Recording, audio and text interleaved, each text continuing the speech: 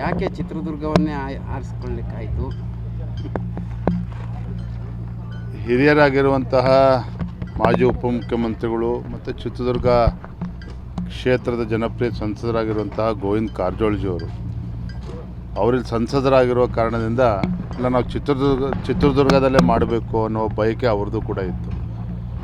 ಮತ್ತು ಜಿಯೋಗ್ರಫಿಕಲಿ ಕೂಡ ಇದು ಸೆಂಟ್ರಲ್ ಪ್ಲೇಸ್ ಆಗ್ತದೆ. ದಾವಣಗೆರೆ ಬಿಟ್ಟರೆ ಚಿತ್ರದುರ್ಗನೇ, ಎಲ್ಲ ಅಕ್ಕಪಕ್ಕ ಜಿಲ್ಲೆಗಳು, ಶಿವಮೊಗ್ಗ, ಈ ಕಡೆ ಕೊಪ್ಪಳ, ಬಳ್ಳಾರಿ, ವಿಜಯನಗರ ಎಲ್ಲ ಜಿಲ್ಲೆಗಳಿಗೂ ಕೂಡ ಇದು ನಮಗೆ ಕೇಂದ್ರ ಆಗ್ತದೆ, ಸೆಂಟ್ರಲ್ ಪ್ಲೇಸ್ ಆಗ್ತದೆ. ಇವೆಲ್ಲ ಕಾರಣಗಳಿಂದ ನಾವು ಚಿತ್ರದುರ್ಗ ಅನ್ನೋದನ್ನು ಆಯ್ಕೆ ಮಾಡಿಕೊಂಡ್ವಿ.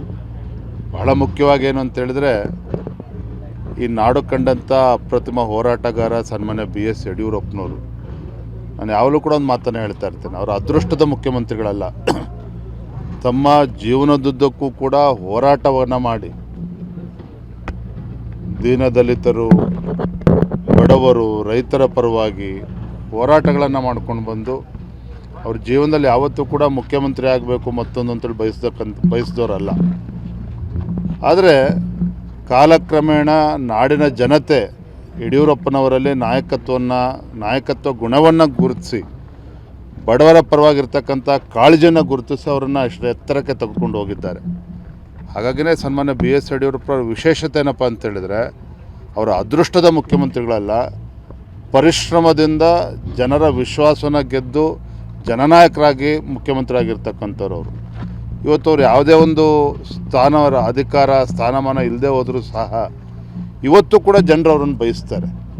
ಎಲ್ಲೇ ಹೋದರೂ ಕೂಡ ಯಡಿಯೂರಪ್ಪನವರು ಬರಬೇಕು ಅಂತೇಳಿ ಬಯಸ್ತಾರೆ. ಇದು ಈ ನಾಡಿನ ಜನರ ಪ್ರೀತಿಯನ್ನು ಗಳಿಸಿರ್ತಕ್ಕಂಥ ಒಬ್ಬ ಮಹಾನ್ ನಾಯಕ ಯಡಿಯೂರಪ್ಪನವರು. ಆ ಕಾರಣಕ್ಕಾಗಿಯೇ ಅಂಥ ಒಬ್ಬ ಅಪ್ರತಿಮ ಹೋರಾಟಗಾರ, ಅವರ ಒಂದು ಹೋರಾಟ ಇಂದಿನ ಮತ್ತು ಮುಂದಿನ ಪೀಳಿಗೆಗೂ ಕೂಡ ಒಂದು ಪ್ರೇರಣೆ.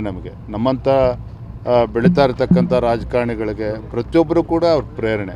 ಹಾಗಾಗಿ ಅವರ ಒಂದು 50 ವರ್ಷದ ಒಂದು ಈ ರಾಜಕೀಯ ಪಯಣ ಅರ್ಥಪೂರ್ಣವಾಗಿ ಎಲ್ಲ ಸಮಾಜ, ಎಲ್ಲ ವರ್ಗದ ಗುರು ಹಿರಿಯರನ್ನು ಸೇರಿಸಿ ಒಂದು ಕಡೆ ನಾಡಿನ ಮೂಲೆಗಳಿಂದ ಇವತ್ತು ಅವರ ಅಭಿಮಾನಿಗಳು ಬಂದು ಈ ಕಾರ್ಯಕ್ರಮ ಮಾಡಬೇಕು ಅಂತೇಳಿ ಅಪೇಕ್ಷೆನ ವ್ಯಕ್ತಪಡಿಸಿದಂಥ ಸಂದರ್ಭದಲ್ಲಿ BS ಯಡಿಯೂರಪ್ಪನವರ ಅಭಿಮಾನೋತ್ಸವ ಕಾರ್ಯಕ್ರಮವನ್ನು ಆಯೋಜನೆ ಮಾಡಿದ್ದೇವೆ.